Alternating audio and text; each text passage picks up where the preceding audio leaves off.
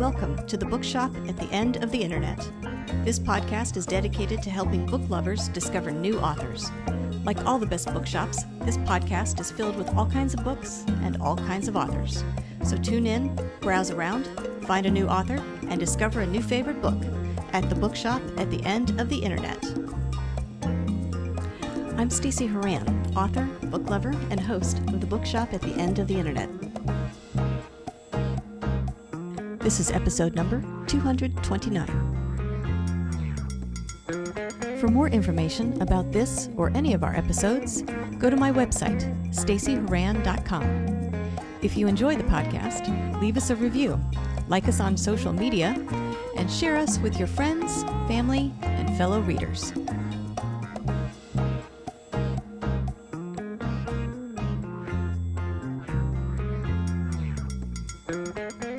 In today's episode of the Bookshop at the End of the Internet, I'm chatting with author Lisa Diane Kastner about the first two books in her new paranormal fantasy series, Cure and Family Pack. In these books, we meet Luna, a young woman who has just lost her beloved brother. She traces his movements to Sweden, where she discovers that her family descends from an iconic female Viking warrior known as the Birke. Luna also discovers that her brother was a shapeshifter, a lycanthrope, and that she has begun to show the same signs of transformation. This series began for Lisa with a question. What if the Birke, the most famous Viking warrior, was also a werewolf? Encouraged by a friend who loved the premise, Lisa went to work writing Cure, the first book in the series, and followed it up with the sequel, Family Pack. Both books follow dual timelines and narratives, which allow Lisa's love of history and research to shine through. In this episode, I'll chat with Lisa about her writing journey, her experience getting the first book published, and her plan to publish anthologies of short stories written by fans of the series, as well as a few other things coming up.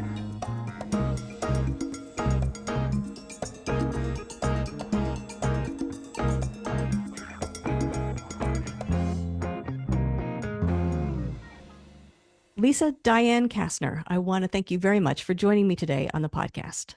Thank you. I thought what we could do today is start by talking about your new series. You have a new book out, but the newest one is actually the follow-up to your first book. So what I'd like to do is begin at the beginning.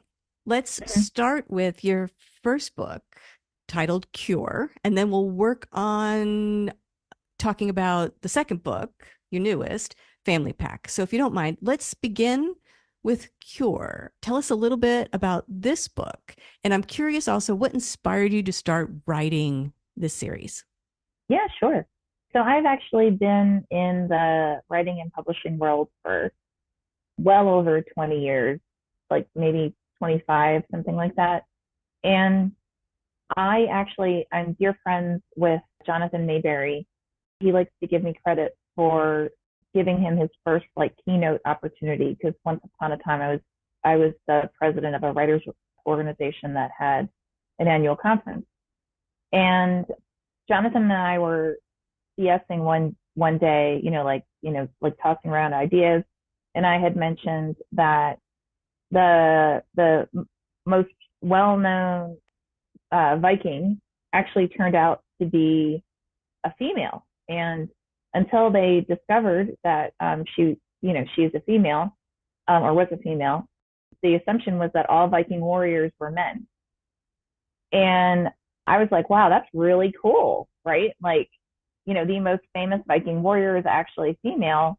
And he was like, well, what can you do with that? And so, we're again tossing around ideas, and I came back with, well, what if we had two orphans who discover not only that they are descendants of the Birke, which is that Viking warrior, but also that the Birke was also a werewolf. And he was like, oh my God, I love it. Guess what? You get to write it now. And I was like, wait, what? When did that happen? So he basically dared me. And so I said, okay, fine, I'll write it. And I knocked it out. And he was like, okay, great. Now I want to read it. And so he read it. and came back and said, you do realize this is a series. Like, you didn't just write a single book, you just wrote an entire series. And I was like, oh, okay.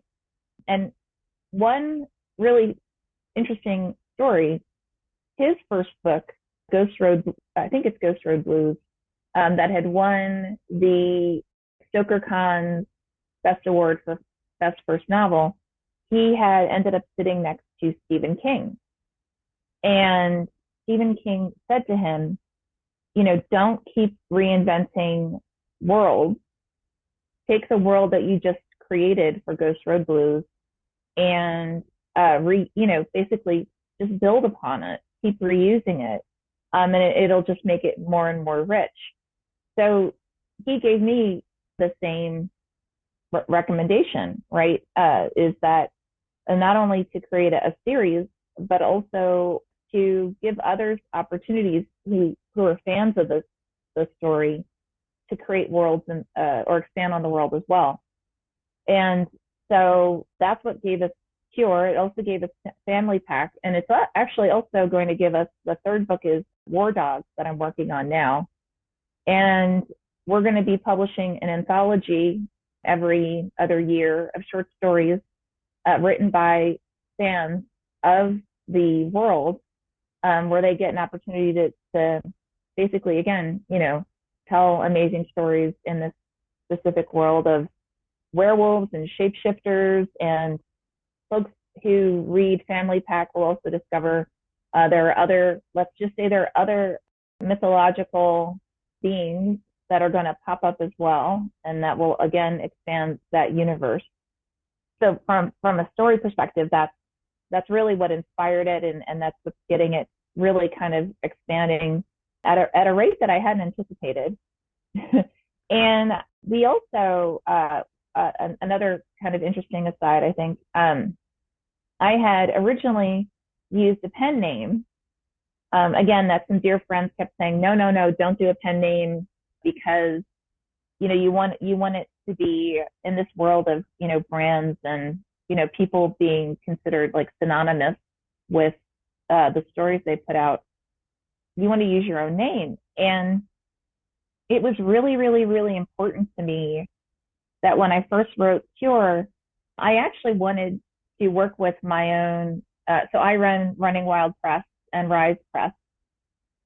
And I wanted to work with my own editors because I knew that they're brilliant, right?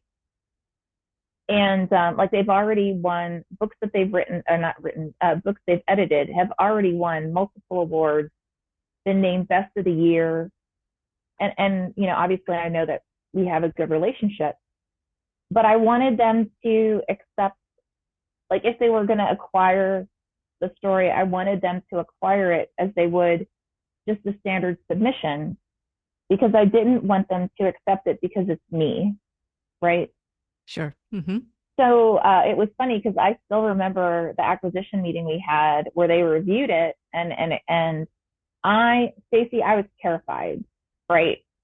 Because I thought, you know, like, I've known Jonathan forever. He probably said, oh, this is great, it needs to be a series, you know, all that, you know, to be nice, because I've known him forever, right? So when my acquisition editors looked at it, they were like, oh yeah, we need to acquire this. And then it became, you know, like, well, who's going to be the editor? And I was like, wow, okay. And they didn't, I don't want to say that they fought over like who would be the editor, but it was more like, you know, whatever you want, we're happy to go with. So that's the overarching story behind not only Cure, but Family Pack and all of the additional stories that are coming out in the next like 2-3 years. Okay. Well, let's start talking about your main characters. I imagine they have a story arc within each book, and then an overarching story arc across the series. But maybe introduce us to the characters we're going to know best once we start reading these books. Yeah, sure, absolutely. So the primary character is actually Luna Aber, and Luna Aber, her and her brother were orphans and were adopted a little bit older. I want to say like when they were like 3-4 years old. and they never really got to know their history. They just knew that compared to everyone else in their neighborhood, they were very different. It was clear they were what Americans call like multiracial, right? And so they'd always kind of felt a little bit lost, which is why her brother had actively sought out a history of like, so like, who are we, and what might our ancestry be. So Luna is the one that we're really following in the majority of these stories. And she basically starts to discover both in Cure, and it's expanded upon in Family Pack, that her background is such that she's actually considered in some ways royalty of sorts within the werewolf and shapeshifting communities. And that within the werewolf community, there are actually two opposing factions.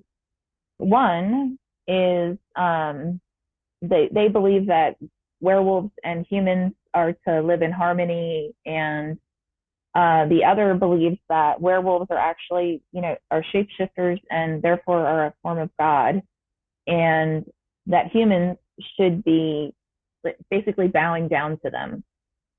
And she more so aligns, I mean, obviously, because she was raised by humans. She believes that we should all live in harmony. And because of her ancestry and her unique abilities, she is in Family Pack. We discover that she's basically made a member of those who are in charge of that faction. Two of the additional characters that they really get expanded on in Family Pack as well as in War Dogs are Chago. He's in charge of the alternate shapeshifter group, the righteous group. And again, he believes that werewolves should, basically rule the world. And then Birke, who's kind of like, he's both her guide as well as our guide, both of the world of werewolves and shapeshifters. But he also gives us kind of like a grounding in this world, so that, as questions arise for Luna, and oftentimes they may arise for the reader, he's able to provide that context and that overarching story, to your point, that we probably wouldn't have visibility to otherwise.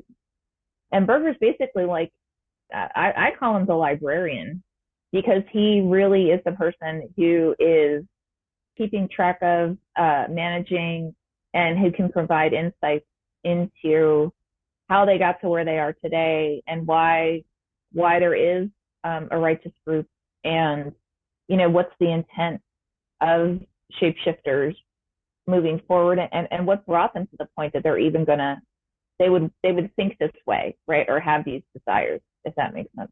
Yeah. Well, I'm curious. You mentioned that you wrote Cure, and then you were told it's actually a series. Mm-hmm. You're not done yet. How easy or difficult was it then to come up with a story for Family Pack, and then once again another story for your third installment? Did you have ideas kind of in the back of your mind of where you might go when you finished Cure, or was that a shock that you now had to come up with more stories? Oh my God, great question. So I am a research nerd. And when Jonathan and I were talking and he said, this is a series, immediately I thought, it would be cool. It would be to find like lesser known aspects of historical events or people. And all the narratives are told in a dual narrative manner. So you've got one narrative, which is really Luna's, right? And that's occurring in like the 2000s. And then you have the secondary narrative, which is a historical narrative. So like in Cure, you have what's happening during the time period of the Viking Birke, and what brought us to, where we are. And then you have, Luna's story, her what you could call it more like a self-discovery. And then in Family Pack, it's basically more of the like the from 8 to 900s AD, and that's really more of the again leveraging historical events, how Chago became Chago and how Birger became Birger, and then the overarching story where Luna is basically, and without going into too much detail, but it's her continuing to try and unify the opposing factions. So since I already had the dual narrative, and this is me like geeking out on craft stuff. I thought, you know what, I could just continue that dual narrative style, right, structure. And since I am such a nerd when it comes to like historical events and stuff, just keep researching different aspects of different points in history and then leveraging that period as like the baseline for that book. So how we got War Dogs is I was researching Ponce de Leon, and I found out that during Ponce de Leon's period, they actually used dogs a lot as like the first line of an invasion. So like Ponce de Leon actually had his own dog that he took for him with every invasion they did in every country. And the dogs were basically trained to be killers. So the concept was, and this was common, by the way, it wasn't just Ponce de Leon who did this. The concept of it is to change it so that it's not just that these are dogs, but these are actually werewolves. Some of them are actually werewolf shapeshifters. And you kind of discover that, and then it expands on it in terms of them being these warriors that were being leveraged during those periods. How much research do you end up doing then before you start writing? Or is it a case of you're researching as you're writing the story? Again, great question. It's a little bit of both. Mm-hmm. So like it was important to me for War Dogs, for it to be more about like let's go into another country, because Running Wild, you know, I really created Running Wild in part because I knew all these brilliant writers who couldn't get book deals, and I didn't understand why. But it was important to me as well as a part of Running Wild that it's used as a way to open communication and open understanding across our own communities, right? So to kind of expand on that with the Cure series, it's been important to me to actually say, okay, what aspects of our history, of global history, of, you know, another culture, maybe we don't have as much visibility to. So how can we provide that visibility and that greater understanding through storytelling? So I start with that. When you're researching these historical events, these historical characters, do you try to stay as true as possible to the history, or do you choose elements of it and then fictionalize whatever else you need for the story? Where do you find the balance between, is it historically accurate? Does it need to be historically accurate, or is there license to get creative? It's more so the latter. Mm-hmm. So think of it as Cure. I have it based in Camden, New Jersey, and I grew up in Camden, but it's not. It's almost like as if it's another character within the story, but that environment, that location, but like none of the people within it exist. The houses that are referenced in it, you know, don't necessarily exist, but it's based on what actually what exists today. So it's really just using it as like historical events as a launching point. Yeah. But trying to stay as true as possible to like how did people behave, what was done during that period, and like how did communities interact during that period. Yeah. Yeah. So a springboard in a sense. Yes. Okay. All right. Well, did the same thing occur when you were deciding what to do with the werewolves and shapeshifters, because there's a lot of lore that comes with werewolves and any other sort of kind of, let's say, supernatural being, vampires and whatnot. There's a lot of lore around that. Mm-hmm. How do you decide how yours are going to behave, what yours are going to be like? Do you just make up your own set of rules and say, these are mine? Or do you, I don't know, do you scour the lore and decide, okay, generally speaking, I need to include all these things? Uh, you ask the best questions. Thank you. um, so that was my initial conundrum was, okay, I researched werewolves and then I quickly realized that almost every lore has some version of a werewolf in some capacity, Mm-hmm. right? And oftentimes it's not like a straight up werewolf. It's really more of like a shapeshifter, right? Yeah. And some of them are more human like, and then switch to their, werewolf counterpart. Others could shift into more like I think there's like a Chinese, air quotes werewolf, who's really more like a combination of a vampire and a werewolf. Mm. And so I was like, okay, that's really fascinating. So for me, that took it a step further where, all right, so we're really talking lycanthrope.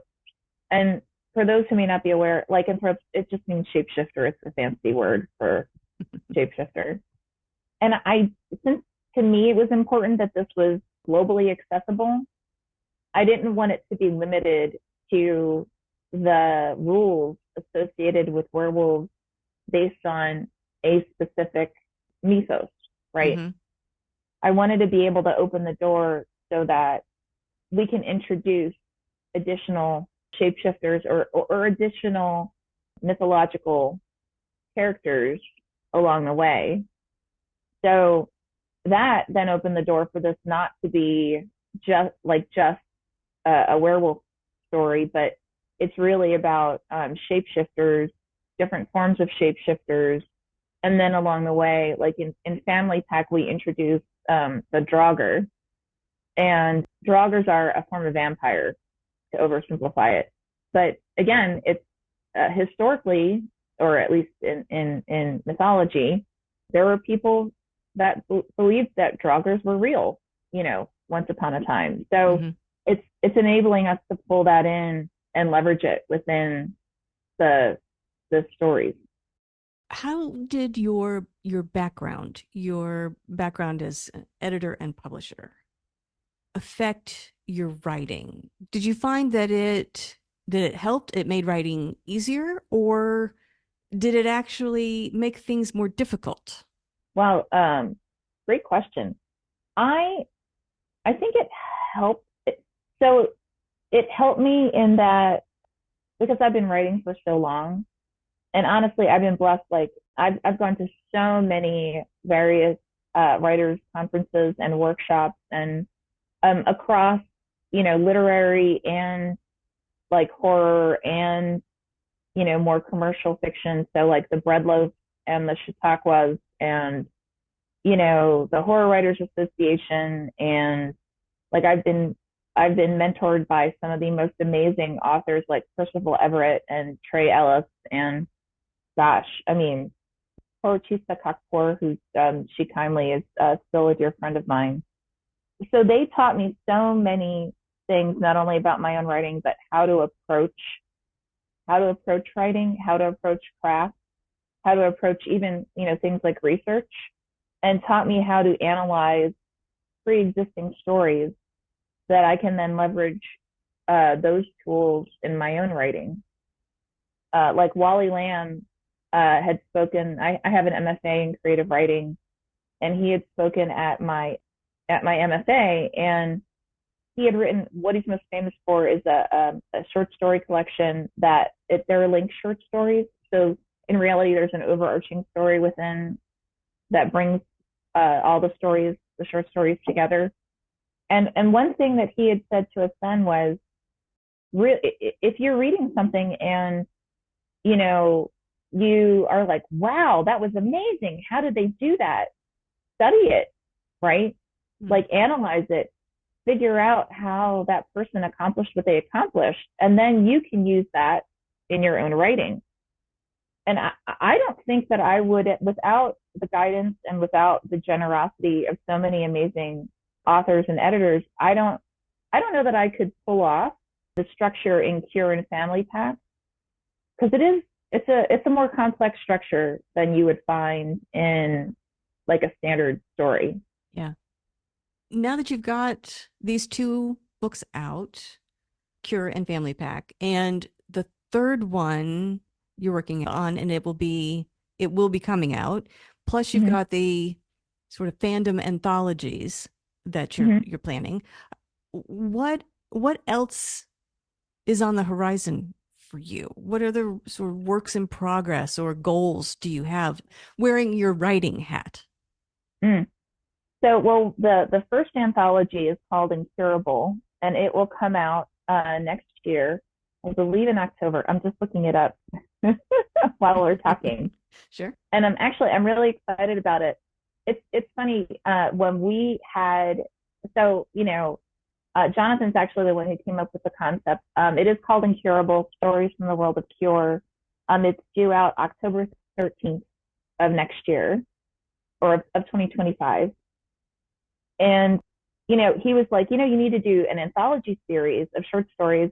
Just do a call, and see who comes back with stories for it. And I thought, no one's going to submit to this, right? Because I had Cure, and, I was working on Family Pack at the time. But, I'm like, one of those like, well, no one knows me. No one's read this. No one's going to, come back with anything. And we actually got a pretty decent number of submissions. I'm like looking at it now. We have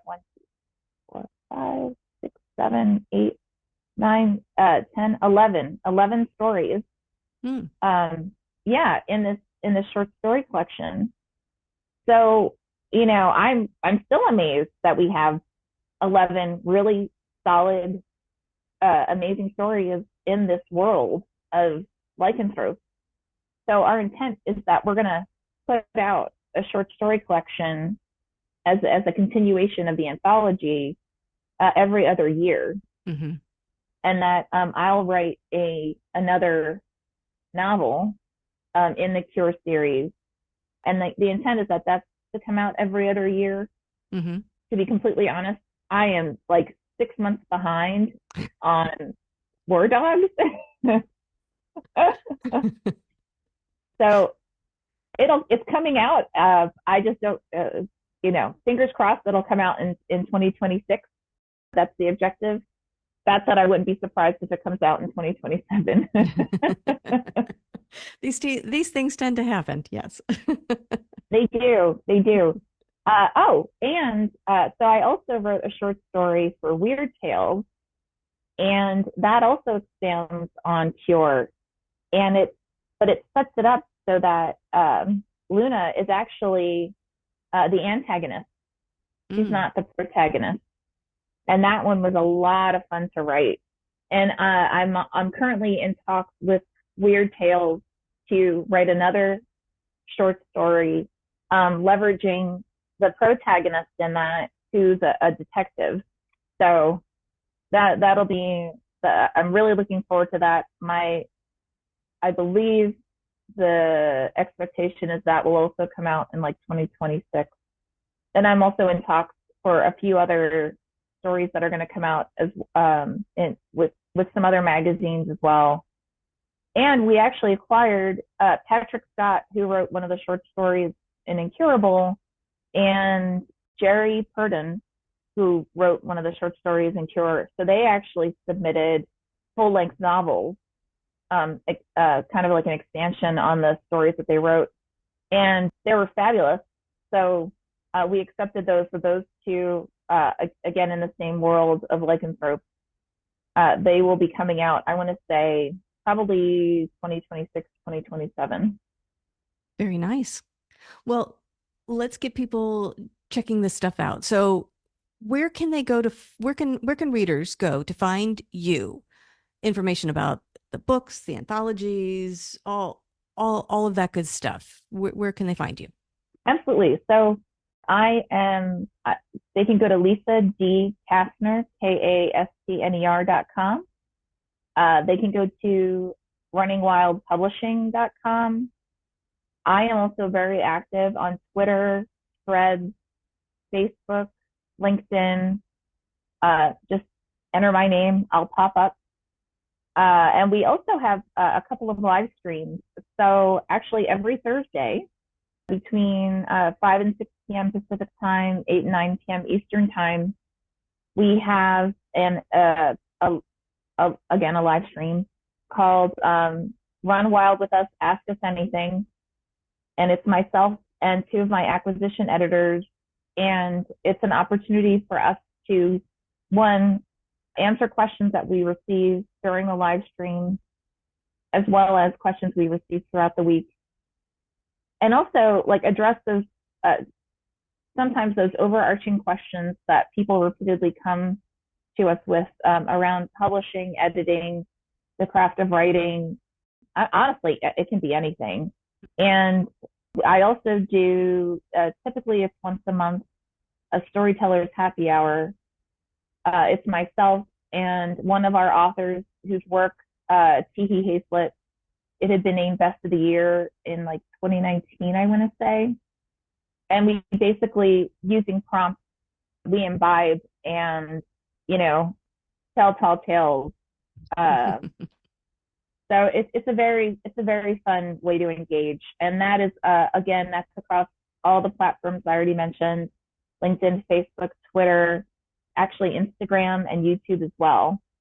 So if you search on it, it's another one that should pop up. Excellent. Well, if people want to purchase a copy of your books, Cure or Family Pack, those are the two that are out, where can they go to buy them?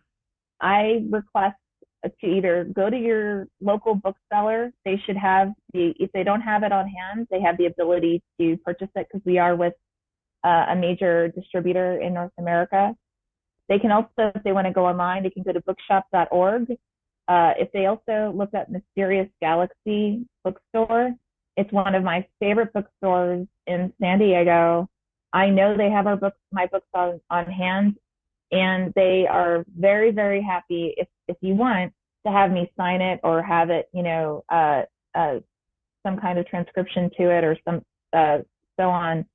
They're more than happy to forward that on. And I'm usually there, I want to say like once a month, something like that. And we also have the audiobooks available on Audible.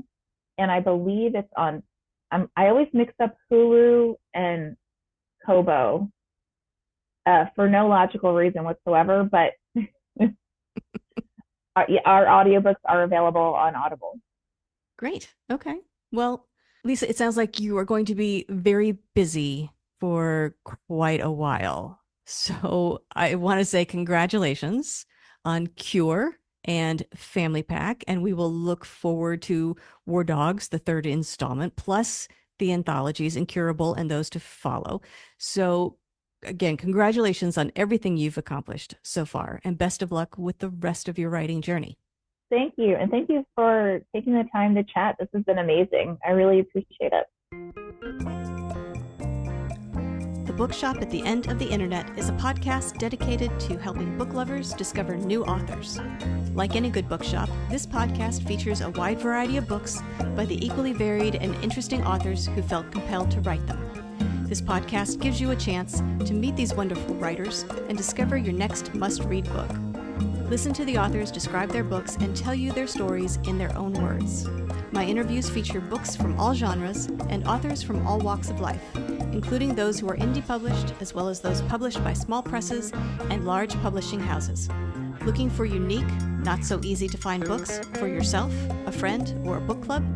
Tune into this podcast and find your newest favorite author, or maybe a soon-to-be bestseller. This podcast, like all the best bookshops, is filled with all kinds of books and all kinds of authors. Tune in, browse around, Find a new author and discover a new favorite book. You never know what treasures you might find in the bookshop at the end of the internet.